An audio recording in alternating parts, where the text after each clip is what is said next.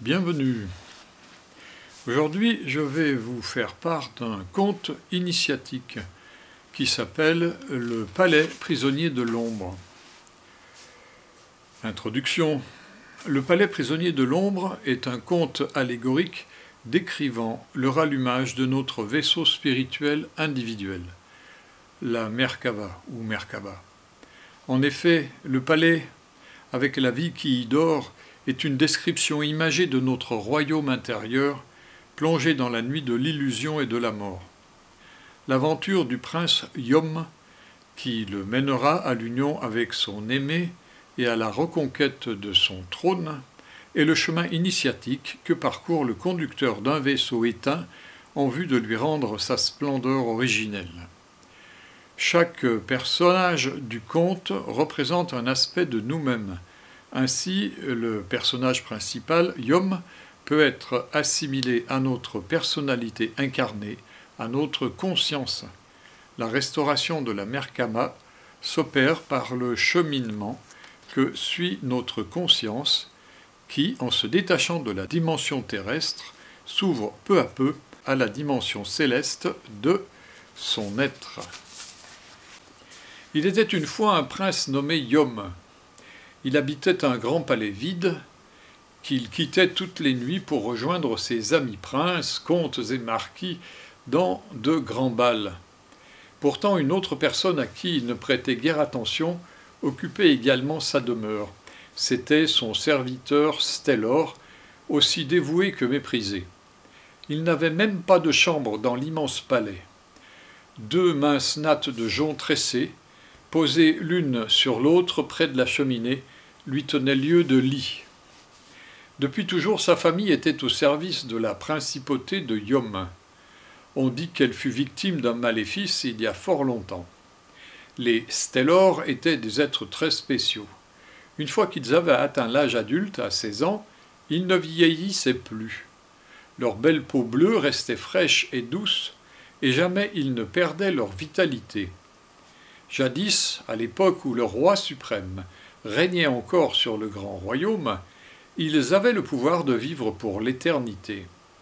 Mais depuis la grande tragédie, depuis que le roi, abusant de son pouvoir, avait été envoyé en exil, les Stellor furent accablés d'un sortilège qui les condamna à devenir les serviteurs de la petite noblesse et à mourir en même temps que leur nouveau maître, prince amnésique, se succédant à la direction du palais. Un soir, prince Yom, qui s'ennuyait car aucun bal n'avait lieu dans la contrée, était assis devant le feu de la cheminée lorsque son regard fut captivé par la danse des flammes. Il entendit alors au loin comme une plainte, un murmure qu'il avait déjà perçu très faiblement auparavant lors de rares soirées d'hiver passées seul chez lui. Mais cette fois le son se faisait plus fort et distinct. Cela ressemblait aux sanglots d'une femme. Prince Yom, cherchant partout dans la maison la provenance de ces pleurs déchirants, se retrouva face à un grand tableau qu'il n'avait jamais vraiment regardé. Une belle déesse y était représentée au milieu d'une végétation luxuriante, riche en feuillage et en couleurs. S'approchant de la peinture, il ne put s'empêcher de poser ses doigts sur le visage de la belle. À ce contact, une porte s'ouvrit dans la muraille, à l'emplacement même où se trouvait le tableau. Elle laissa apparaître un escalier. Yom s'y engagea et lorsqu'il l'eut gravi, il découvrit au centre d'une pièce couverte de poussière la plus grande beauté qu'il eût jamais vue. Une jeune fille dormait glacée sur un lit. De petites larmes d'ambre coulaient sur ses joues, et les sanglots mystérieux étaient les siens. Instantanément, le jeune homme tomba éperdument amoureux de la belle. Ne sachant que faire, il referma discrètement la porte et appela Stellor. Celui-ci sortit soudainement du mur, comme à son habitude, car il connaissait la maison par cœur. Le prince lui exposa sa découverte. « Je sais qui est cette femme, déclara Stellor. C'est Lilia, la sœur de mon plus lointain ancêtre. celui qui habita le premier dans cette maison, le serviteur du grand souverain. Elle dort depuis fort longtemps. Mais comment la réveiller demanda le prince. Il faut que tu l'aimes de tout ton cœur, que le désir de t'unir à elle et de la servir soit ton seul et unique moteur, répondit Stélor d'un ton grave. Décidé, Yom rejoignit le chevet de sa bien-aimée et lui murmura « Tu sembles avoir si froid. Reviens à la vie, je suis là pour toi désormais. » À ces mots, les larmes d'ambre sur les joues de Lilia se transformèrent en petites flammes. Celles-ci firent fondre la glace qui recouvrait son visage, laissant apparaître sa délicate peau mouillée. Cependant, le reste de son corps demeurait glacé. Elle ouvrit lentement les yeux et dit « Oh, tu es enfin venu. Je rêvais de toi, je pleurais car tu ne me cherchais pas. Ce cauchemar dure depuis si longtemps. Tous ceux qui t'ont précédé n'étaient pas dignes. J'en ai tant rêvé, mais aucun n'a su venir à mon secours. Montre-moi ton courage, j'ai besoin de ton aide pour briser le sortilège qui m'emprisonne dans le sommeil. Ma vie est à toi. Comment puis-je te délivrer de ce sort qui t'accable ?» lui demanda Yom avec ferveur. « Il y a un serpent qui garde la maison. Son sang est le remède à mon mal. Descends dans les tréfonds de la demeure, vint le monstre de la peur, combat le serpent, et lorsque tu te rencontreras, tue-toi. Stélor sera ton guide. » Sur ces mots, épuisée, Lilia referma les yeux. De l'autre côté du tableau, Stélor attendait Yom. Il tenait dans la main droite une grande épée au pommeau d'or, dans la main gauche une torche. « Voilà l'épée de tes ancêtres, dit-il au prince en lui tendant l'arme. Yom, la saisissant, lui répondit d'un ton grave. « Tu es mon guide. Je dépose ma confiance en toi. Conduis-moi dans les ténèbres de ce palais qui est mien, mais que je méconnais. » Ils dévalèrent dans la pénombre un escalier en colimaçon qui n'en finissait pas. Plus ils descendaient, plus l'air ambiant devenait ardent. Tout en bas, ils s'arrêtèrent devant une grande porte rouge. Son ornementation était surchargée. Textes illisibles et dessins étranges s'y côtoyaient dans un grand désordre. Poussant la porte, ils se trouvèrent dans une salle circulaire face au serpent dont Lilia avait parlé. Son immense corps visqueux, enroulé sur le sol, formait une spirale emplissant la pièce. On pouvait voir le bout pointu de sa queue remuer, mais sa tête était cachée. La queue fonça menaçante sur Yom qui, esquivant l'attaque, dégaina son épée et sectionna l'extrémité monstrueuse. Un sifflement perçant fit trembler les murs du château. Yom remplit une fiole avec le sang du serpent. Stélor lui dit alors « Bois-en la moitié, et tu gagneras en puissance. Le reste, porte-le à ta bien-aimée, mais attention, le serpent n'est pas encore vaincu, il est seulement affaibli. Son corps entoure toute la demeure et cache la vraie lumière des astres. Sa tête se situe dans la chambre la plus haute du palais. Coupe-la, et il mourra. » Stélor et Yom remontèrent dans les quartiers habités de la maison. En pénétrant dans sa chambre somptueuse, scintillante de mille feux, tapissée de tentures brodées d'or, le prince eut une immense surprise. Il tomba nez à nez avec lui-même. Oui, l'être se tenant devant lui était sa copie conforme. Celui-ci s'adressa à Yom d'un ton jovial. « Mon cher jumeau, que je suis heureux de te voir. Comme on s'ennuie dans ce grand palais vide. Allons donc festoyer chez la princesse Phalasia. Elle et ses amies sont si charmantes. » Yom, d'habitude si prompte à accepter ce genre d'invitation, se remémora les ordres de sa bien-aimée. « Lorsque tu te rencontreras, tue-toi. » Immédiatement il se rua, brandissant son épée sur son double tentateur, mais dès qu'il le blessait, il ressentait lui-même une vive douleur, et en plus de cela, son adversaire gagnait en force. Il cessa donc ce combat inutile, et son double disparut aussitôt. Désemparé, il décida de confectionner une robe d'or pour sa bien-aimée, en attendant de trouver la solution. Chaque jour, son double revenait le visiter pour lui proposer de nouvelles sorties et de nouveaux amusements, et chaque jour, il l'ignorait.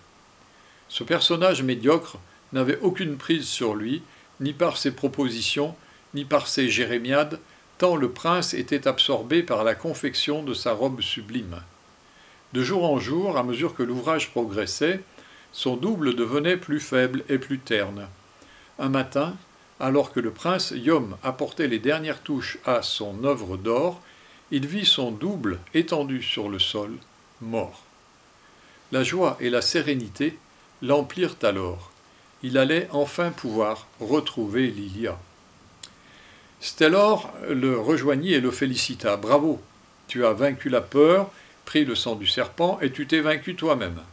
Tu es digne à présent de connaître ton véritable nom, prince Inram. » Inram, ce nom semble avoir toujours été le mien, pensait-il en gravissant 4 à 4 les marches de pierre qui menaient à Lilia. Lorsque la belle eut bu la fiole de sang du serpent, son corps entier se réchauffa, rayonnant une fine lumière turquoise. Se levant avec grâce, elle s'adressa à son chevalier. « Prince Inram, écoute ces paroles. Ton palais est une demeure légère qui peut se déplacer dans les airs. Tu dois tuer le serpent qui la retient, cloué au sol. Stellor et moi t'accompagnerons, mais tu dois d'abord obtenir le soutien de tous les êtres merveilleux qui habitent chez toi. La vie qui sommeille dans ton palais dépasse tout ce que tu peux imaginer. Chaque pièce est la demeure d'une fée bien particulière. Elles sont toutes magnifiques et dotées de grandes qualités. Ces fées ont le pouvoir de régénérer l'espace qui les entoure, car elles sont avant tout les servantes des dieux rayonnants à travers elles. Dans les jardins dorment de merveilleux animaux. Jamais ils ne meurent et jamais ils ne tuent, ils se nourrissent d'eau pure et de la lumière du soleil. Enfin le vent, le feu, la terre, chaque cours d'eau, chaque plante et chaque objet que tu vois sont la forme qu'ont dû revêtir de grands esprits lorsqu'ils furent eux aussi plongés dans le sommeil. Si nous voulons que le palais retrouve sa splendeur originelle, nous devons tous nous unir dans une harmonie parfaite. Une fée à la voix céleste détient le pouvoir de réveiller les êtres. Son nom est Milania. Viens, que je te la présente. » Ils gravirent, accompagnés de Stellor, les marches d'un escalier inconnu menant à une magnifique porte bleue. La fée Milania les accueillit avec enthousiasme. Vêtue d'une robe légère, blanche, elle était très belle. Les formes de son visage et de son corps avaient été façonnées par la musique des cieux. « C'est le moment d'annoncer vos noces. » Le prince et Lilia se regardèrent. « Nos noces ? Oui, il faut que vous vous mariiez pour qu'ensemble vous repreniez la direction du palais. » Sur ces mots, elle entonna un chant à la fois doux et solennel. « Peuple du royaume, entendez la nouvelle, le prince Inram a retrouvé sa belle. Célébrons donc leur sublime retrouvaille et unissons nos forces pour la bataille. Gloire aux dieux qui bénissent notre peuple fier, brillant de nouveau au grand univers. » Des fées, des êtres et des animaux merveilleux marchaient à leurs côtés, tandis qu'ils se rendaient à la salle nuptiale. De forme ovale, son espace indigo illuminait ceux qui y entraient. Au centre se tenait une noble fée, Yuna. Elle était fraîche et délicate. Lorsque tous furent réunis, elle pria Inram et Lilia de s'approcher et demanda au prince son épée. Elle sortit la grande lame de son fourreau et posa délicatement la pointe sur le cœur de Lilia, qui s'inclina respectueusement. « Tu es le cœur du royaume, puisse ton amour lui conférer la plus grande beauté. » Puis la fée se retourna vers Inram, qui mit un genou à terre. Elle appuya la lame d'argent contre sa poitrine. « Tu es le maître du royaume, puisse ta force le mener vers la gloire. » C'est ainsi qu'elle les unit dans l'amour et dans la guerre. Le prince offrit la robe d'or à son épouse, symbole de leur amour éternel. Il était temps maintenant d'affronter le serpent dans la chambre haute. 12 lions de pierre marquaient les limites de la grande pièce. Au centre sur un trône de quartz violet finement sculpté, était assis un très vieil homme. « Sois le bienvenu, je t'attendais. J'attendais ta visite, mon cher enfant, dit-il à Inram d'une voix profonde. Qui es-tu s'enquit le prince. Je suis ton père. Je t'ai créé et je veille sur toi, gronda le vieil homme. Tout ce que tu possèdes, je l'ai créé. Tes amis, je les ai fait venir à toi, et tes femmes, je les ai fait aimer. Puis, d'une voix plus calme, maintenant que nous nous rencontrons enfin, je vais pouvoir te guider vers la gloire. Écoute-moi et tu verras que tu seras le plus beau, le plus respecté, le plus puissant, le plus aimé des hommes que le monde aura connus. Je puis te donner tous les pouvoirs. Je n'ai nul besoin de tes pouvoirs. Mon peuple m'aime et me respecte. Ce que je veux, c'est qu'il soit libre. Dis-moi plutôt où se trouve le serpent. Le visage du vieillard se tordit alors, se transformant en une gigantesque tête de reptile. Lilia laissa échapper un cri de dégoût. La lutte s'engagea. Le prince parait adroitement les attaques du serpent qui essayait de le mordre, de l'étouffer et de l'écraser. Il le blessa à plusieurs reprises, mais ne parvenait pas à atteindre sa tête. Finalement, le serpent réussit à le mordre. Le venin se répandit alors dans tout le corps du prince qui s'écroula dans la douleur. Le monstre jubilant ne prêta pas attention à Lilia qui s'était rapprochée d'Inram pour lui transmettre son souffle de vie. L'antidote neutralisa le poison et procura au prince une légèreté extraordinaire qui lui permit de bondir à la tête du serpent et de la trancher d'un seul coup d'épée. Le corps du monstre retomba inerte sur le sol, faisant trembler tout le palais. À ce moment, les 12 lions rugirent et firent craquer leur prison de pierre. Ils étaient beaux et puissants, ils se précipitèrent sur le corps du serpent, qu'ils dévorèrent en un clin d'œil, le faisant ainsi disparaître à jamais. La demeure aux murs sombres fut soudainement débarrassée de l'opacité du monstre. Elle se transforma en un dôme transparent, révélant une nuit aux 1000 étoiles. Les lions s'élancèrent à travers les pièces et allumèrent de leurs crinières enflammées toutes les torches du palais. Éclatant de sa lumière originelle, le royaume était en fête. Prince Inram, désormais roi, prit place sur son trône et sa demeure entama une ascension infinie dans les sphères célestes. Une autre fois, et dans une vidéo très courte, je vous donnerai les explications du conte, mais il y a déjà pas mal de choses qui peuvent être comprises juste après cette écoute. À bientôt.